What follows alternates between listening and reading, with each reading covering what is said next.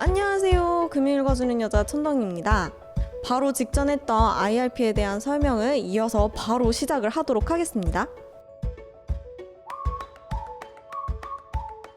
자, 우리의 이 개인형 IRP의 기본적인 기능은요, 퇴직금을 이 통장에 넣어두고 내가 이 돈을 관리를 하다가 연금으로 수령을 하는 거예요. 퇴직금에 대해서 이야기를 한번 해볼게요.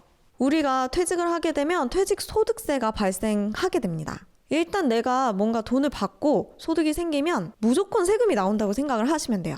퇴직금도 소득이기 때문에 퇴직소득세가 나오는데 이 계산은 매우 복잡함으로 생략을 하도록 하고, 퇴직소득세는 퇴직할 때 그때 발생이 되는데 회사에서 IRP로 퇴직금을 이체를 해줍니다. 그러면서 퇴직소득세가 같이 붙어서 이체가 돼요. 회사에서 퇴직소득세를 떼고 주는 게 아니에요. 그럼 실제로 근로자가 돈을 인출을 할 때 또는 연금으로 수령을 할 때 그때 소득세를 내게 됩니다. 퇴직금 받자마자 IRP 해지해서 일시금으로 수령을 하게 되면 그때 퇴직소득세를 내게 됩니다. 헌데 여기서 연금으로 수령을 하게 되잖아요? 그럼 퇴직소득세를 감세를 해줍니다. 예로 들어서 이제 퇴직을 했는데 물론 소득 구간별로 퇴직소득세가 다르기는 하지만 예로 들어서 그냥 퇴직소득세 5%라고 할게요. 나중에 내가 이 퇴직금을 중간에 해지하지 않고 연금으로 받게 되면 이 퇴직소득세가 30%가 감세가 돼요. 그럼 퇴직소득세를 3.5%로 적용을 해주는 거예요. 여러분, 이게 1, 2천 퇴직금을 받으시는 분들은 뭐 크게 실감 못 하실 수도 있겠지만 억 단위로 퇴직금을 받으시는 분들도 많으시잖아요. 오래 근무를 하셨다던가 뭐 정년퇴임을 하셨다던가 하는 분들은 금액이 굉장히 크단 말이에요.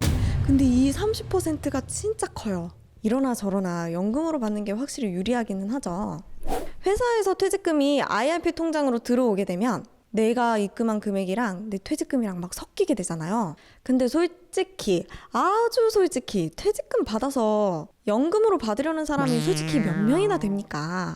저도 퇴직금 받아서 다른 데 썼어요. 퇴직금을 받아서 대출을 상환을 하거나 또는 창업하는데 돈을 보탤 수도 있고요. 여행을 간다거나 하는 각자의 계획이 다들 있으시잖아요. 이 정부에서는 퇴직금을 연금으로 써라 라고 했지만 연금은 하루라도 빨리 조금씩 이제 준비를 하시고, 퇴직금은 또 퇴직금 나름대로 나에 대한 그동안의 보상을 좀 하겠다 하실 수도 있잖아요. IRP 통장은 중간에 인출이 안 돼요. 이 법정 사항에 따라서 중도 인출이 가능한 경우도 있기는 하지만 그거는 특수한 경우고, 돈을 빼고 싶으면 아예 전체 해지를 해야 돼요. 근데 퇴직금만 들어가 있으면 크게 상관이 없는데 그동안 내가 세액공제를 받으려고 돈을 집어넣어 놨어요. 근데 이거 중간에 깨버리면 내가 세액공제 받은 걸 다 뱉어내야 되잖아요. 아깝잖아요. 그래서 퇴직금 받는 IRP 통장 따로, 세액공제도 받고 연금으로도 실제로 준비를 할 IRP 통장을 따로 만드셔야 합니다. 한 은행당 한 구자만 만드실 수가 있어요. 이제 각각 다른 은행에서 만드시면 됩니다. 그래서 처음 가입하실 때 어떤 목적으로 가입하실지도 생각을 하셔야 돼요. 자, 이제 IRP 통장에 돈이 들어왔어요. 뭐 퇴직금이던 내가 추가로 불입을 했던 간에 돈이 들어갔으면 이 돈을 이제 굴려야 하잖아요. IRP의 운용을 잘하면 수익이나 이자가 많이 생길 수 있습니다. 정기예금이나 펀드 등의 상품으로 섞어서 운용을 할 수가 있어요. 여기서 좀 재미있는 건 개인형 IRP 처음에 가입을 하실 때 어떤 상품에 몇 프로를 넣을 건지를 선택을 하셔야 하는데, 근데 자세히 보시면요 여러분, IRP 내에서는 저축은행 상품 정기예금으로 들어갈 수가 있어요. 오잉? 되게 신기하지 않아요? 꼭 내가 지금 가입하고 있는 이 은행이 아닌 타행 것도 쫙! 저축은행이 지금은 한 1% 정도 금리가 높더라고요. 지금 완전 초저금리니까. 그럼 뭘 고민해. 저축은행 상품으로 들어가야지. 그리고 우리는 이제 정기예금이 만기가 되면 보통 1년짜리로 가입을 많이 하시잖아요. 1년 만기 되면 원금은 다시 정기예금에다가 넣어두고 이자만 이제 뽑아서 쓰신단 말이에요. 그때 이제 15.4% 이자 소득세를 또 떼고 받습니다. 여러분, IRP 내에서 정기예금을 가입을 하시잖아요. 계속 연장하면 그거를 해지를 하는 게 아니니까 이자를 중간에 안 받아가죠. 그리고 이자를 안 받아가니까 매년 이자 소득세도 안 내죠. 그럼 이건 연복리 효과까지 볼 수가 있는 거예요. 원금과 이자가 같이 붙어서 계속 연장이 될 테니까요. 대신 이제 가장 최종으로 나중에 돈을 뺄 때 그동안 붙었던 이자에 대해서는 16.5% 기타 소득세를 떼게 됩니다. 뭐 그래봤자 원래 이자 15.4% 떼는데 1.1% 더 내는 건데 이게 원금에 떼는 게 아니고 이자에 떼는 거예요. 이자에. 저축은행 금리 받고 복리 효과 보는 게 더 훨씬 낫지 않을까요? 그래서 이제 연 1,800만 원까지 불입을 할 수가 있으니까 그냥 평소에 예금 가입하시는 분들이 IRP로 가입을 해서 필요할 때 해지를 하시는 방법으로 사용하시기도 합니다. 이거는 아시는 분만 아는 방법이에요. 이제 매년 예금을 연장을 하셔야 했던 분들은 이렇게 이용하시는 것도 한번 생각해 보시는 것도 좋으실 것 같아요. 펀드 상품도요, 온갖 증권사에서 가져온 상품들이 굉장히 많이 있습니다. 어떤 상품을 할지 골랐으면 이제 비율을 정하시면 됩니다. 내가 이 상품에 50% 넣을 거고 이 상품에 10%만 넣을 거고 이런 식으로. 그래서 한 개만 가입을 하셔도 되고요. 아니면 4, 5개 이렇게 분리해서 가입을 하셔도 돼요. 이 IRP 내에서 펀드를 가입을 하게 되면요, 여러분 환매 수수료가 없어요. 수익이 나도 환매 수수료가 없습니다. 그래서 언제든지 내가 펀드를 변경을 할 수 있다는 장점이 있어요. 게다가 이제 해외 펀드 같은 경우는 이자나 배당 수익이 나게 되면 세금을 내야 하는데 연금으로 인출할 때까지는 세금을 이연을 해줘요. 내지를 않아요. 원래 매년 내거든요, 이런 거는. 그러면은 원래 냈어야 하는 그 세금 금액이 원금에 합쳐져서 운용이 되니까 이것도 복리 효과가 생기는 거죠. 이 과세 이연을 하는 게 한마디로 이중과세를 좀 막으려고 하는 의도가 있는 건데, 이 과세가 이연된다는 것 자체가 나중에 세금이 낸다라는 단순한 것보다 복리 효과가 있어서 좋다는 거. 우리 여러분 펀드 같은 경우는 리밸런싱이라는 걸 해야 하잖아요. 관리가 좀 필요합니다. 수익이 나면 빼야 되고 수익이 안 나면 뭐 더 집어넣든지 이런 식으로. IRP는 장기 저축 상품이다 보니까 펀드를 가입하시기엔 좀 부담스러우실 수도 있어요.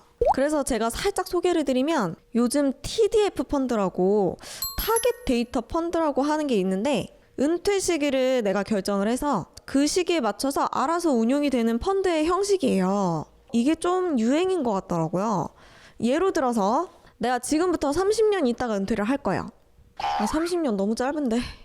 이 30년간 타겟 데이터를 이 펀드에서 설정을 하게 되는데, 지금 젊을 때는 이제 공격적인 주식의 비중이 좀 높고, 앞으로 나의 은퇴 시기가 가까워질수록 비교적 안전한 채권의 비중을 좀 높이게끔 설정을 하는 거예요. 그래서 제가 중간중간 설정을 하지 않더라도 알아서 운용이 되는 거예요. 얘네가 주식, 뭐 채권, 예금 등의 비중들을 알아서 이제 믹스를 막 해주는데, 지금은 주식이 좀 많이 들어가고 나중에 시간이 지날수록 이제 채권 비중이 좀 많아진다는 거? 그런 상품이 있더라고요. 자세한 거는 다음에 한번 또 기회 되면 올려드리도록 하고요. 사실 펀드는요, 이제 가입할 시점에는 내가 의지적으로 관리를 굉장히 잘할 거라고 생각을 하시는데 막상 신경 안 쓰게 되잖아요. 근데 이거는 알아서 운영이 되니까 제 생각에는 IRP에서 이용을 하기에는 좀 적합한 펀드가 아닐까라는 생각이 듭니다. 펀드를 싫어하시는 분들도 분명히 계실 거예요. 투자 상품에 대한 영상을 올리면은 댓글만 봐도 반응이 그렇게 좋지가 않아요.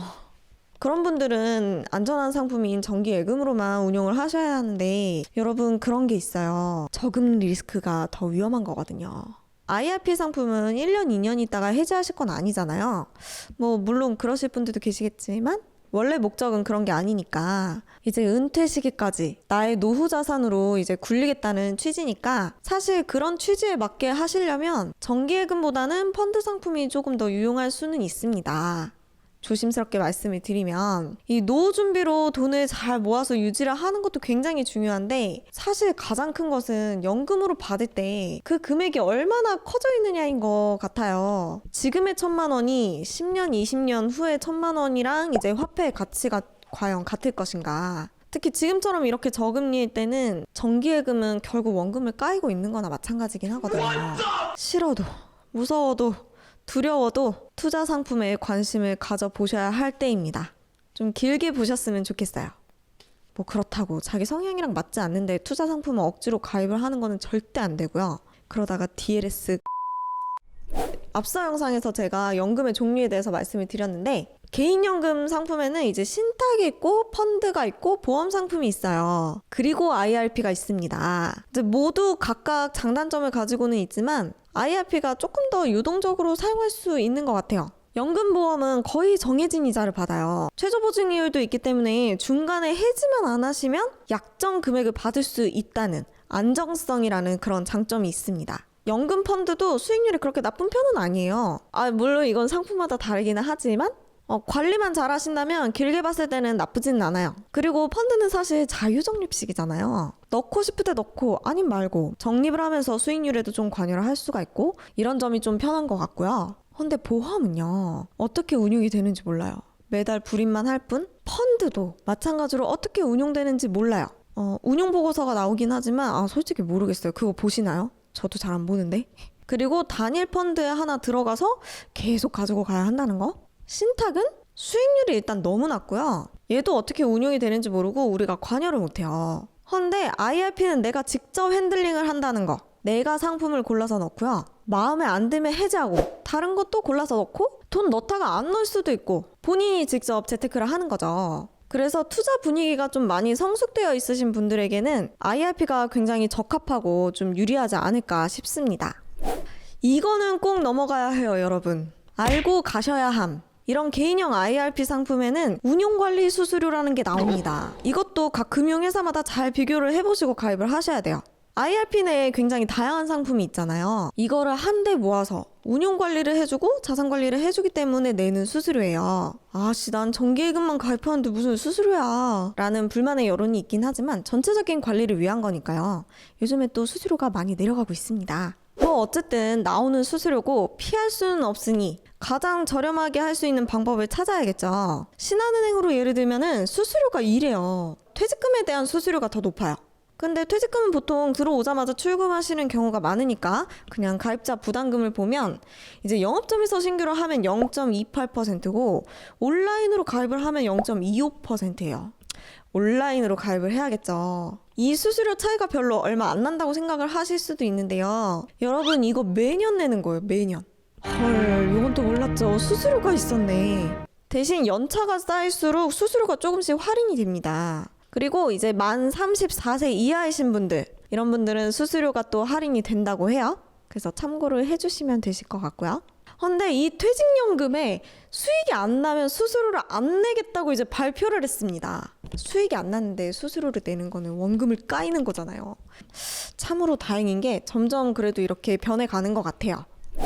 이 부분은 제가 간단하게 그냥 말씀을 드릴게요. 너무 자세하게 들어가면 진짜 복잡해지니까 이제 사적연금으로 내가 매년 받는 게 연간 1,200만 원을 초과할 경우에는 이 공적연금 있잖아요.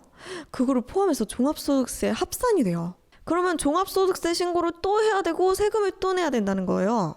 근데 1,200만 원 미만이면 분리과세를 한다고 합니다. 이 말이 무슨 말인고 하면 공무원연금, 군인연금 이런 거 받으시는 분들도 IRP나 개인연금으로 이제 연금을 준비하셨던 분들 연금 받으실 때 매월 100만 원 언더로 설정을 해서 연금을 수령하게 되시면 분리과세가 돼서 종합소득세 합산이 되지 않습니다. 매월 받는 금액을 줄이고 기간을 길게 받으시면 돼요.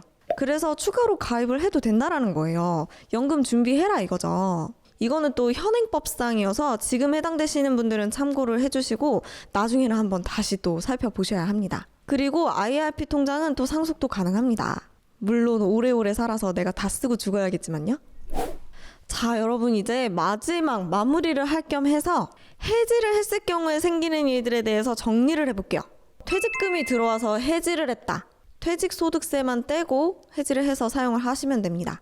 퇴직연금을 연금으로 수령한다. 이때는 퇴직소득세를 할인을 받으실 수 있고요. 이 할인받은 퇴직소득세를 반영을 해서 연금을 받으시면 됩니다. 그리고 퇴직금을 운용을 해서 수익이 날 수 있잖아요. 이자가 생길 수도 있고. 그럼 원래 15.4% 이자 소득세를 내야 하거든요. 근데 이때는 연금으로 받으니까 감면해줘서 3.3에서 5.5%만 뗀다고 합니다. 자, 그리고 자기 부담금으로 꾸준히 입금을 해서 세액공제를 받았어요. 중간에 해지를 했다. 해지할 때 세액공제로 환급을 받으셨던 16.5%를 다시 내면 됩니다. 이 금액을 한 번에 그냥 떼고 나머지 금액을 받게 되는 거예요. 손해보는 게 아니에요. 거기에서 추가로 수익이 나면, 이자가 나면 그 수익에 대해서 세금이 나오는 것이지 세금을 더 떼는 게 아닙니다. 이걸 내가 연금으로 받았다. 그럼 나이의 구간대로 3.3에서 5%의 연금 소득세를 떼고 이제 받으시면 됩니다. 자, 그리고 이제 자기 부담금으로 입금을 했는데 세액공제를 안 받았어요. 중간에 해지를 했다. 세액공제를 받은 게 없으니까 그냥 원금 받아가시면 되는데 만약에 이자가 생기면 수익이 발생되면 그 수익에 대해서 기타 소득세 16.5%를 뗍니다. 원금에서 떼는 게 아니고요. 이자에서 떼는 거예요. 그냥 일반 정기예금으로 가입을 했는데 이제 복리로 운영을 하다가 해지할 때 이자 소득세가 1.1%가 더 나온다고 생각을 하시면 됩니다. 근데 이거를 연금으로 받았다. 입금한 원금에 대해서는 별도의 세금이 없습니다. 다만 이제 수익이 나면 그 수익에 대해서만 이자가 나옵니다. 일부 해지, 일부 인출은 안 되고요. 법정 사항에 따라 가능하지만 일부 특수 사항인 경우입니다. 자, 저 다 얘기한 것 같아요. 여러분 되게 지치시죠? 아, 이거 끝까지 다 보신 분들은 진짜 최고. 지금 이거를 양이 많아서 소 주제별로 이렇게 짧게 영상을 나눌까 엄청 고민이 돼요, 지금. 왜냐면 하나하나만 궁금해 하실 수도 있으니까요. 아, 모르겠네. 무튼 잘 편집해서 올려보도록 하겠습니다. IRP에 대해서 제가 오늘 설명을 드렸는데 어떻게 보면 되게 장점 위주로 설명을 드렸어요. 뭐 단점이라고 할 건 없어요. 그냥 상품이 너무 길다라는 정도? 그리고 수수료가 좀 나온다는 정도? 이미 가입하신 분들도 많으시고 이 상품에 대해서 들어보신 분들도 굉장히 많으신 걸로 아는데 정확하게 어떻게 이용을 하는지 어떤 상품인지 모르시는 분들이 대부분인 것 같더라고요. 제 주변에서도. 그래서 준비를 해본 영상이고요. 오늘도 영상 시청을 해주셔서 너무너무 감사드립니다. 저는 다음에 또 뵙도록 하겠습니다. 감사합니다.